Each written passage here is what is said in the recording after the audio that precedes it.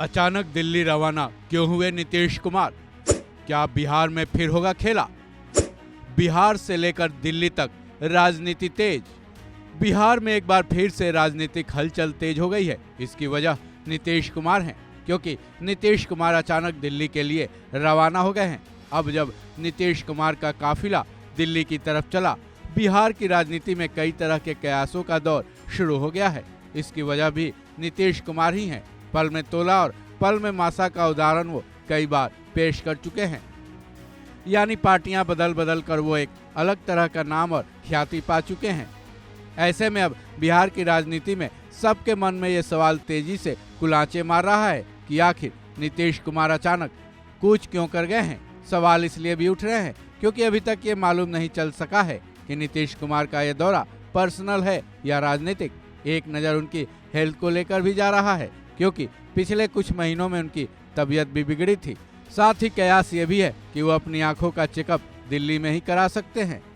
जहां तक राजनीतिक गलियारे की बात है, कहा यह भी जा रहा है कि बीते दिन बीजेपी के राष्ट्रीय अध्यक्ष जेपी नड्डा बिहार के दौरे पर आए थे। उन्होंने बीजेपी नेताओं से मुलाकात तो की थी, लेकिन नीतीश कुमार से या तो उनकी मुलाकात नहीं हो पाई या फिर नड्डा ने नीतीश कुमार से मुलाकात की ही नहीं। साथ ही कयास ये भी लगाए जा रहे हैं कि दिल्ली पहुंचकर नीतीश कुमार बीजेपी के आला कमानों से मुलाकात कर सकते हैं और आने वाले बिहार विधानसभा चुनाव को लेकर सीट शेयरिंग पर भी बातचीत कर सकते हैं। हालांकि मीडिया रिपोर्ट्स में ये जरूर सामने आया है कि नीतीश कुमार का ये एक दिवसीय दिल्ली दौरा है। नीतीश कुमार के अचानक दिल्ली दौरे की जद में पीएम मोदी भी हैं। कयास ये भी लगाए जा रहे हैं कि दिल्ली में वो पीएम मोदी से भी मुलाकात कर सकते हैं, क्योंकि हाल में ही नीतीश कुमार ने पीएम मोदी को एक लेटर भी लिखा था। ये लेटर यूपी के अयोध्या से बिहार के जनकपुर के बीच निर्माणाधीन राम जानकी पथ के निर्माण पर तेजी लाने को लेकर था।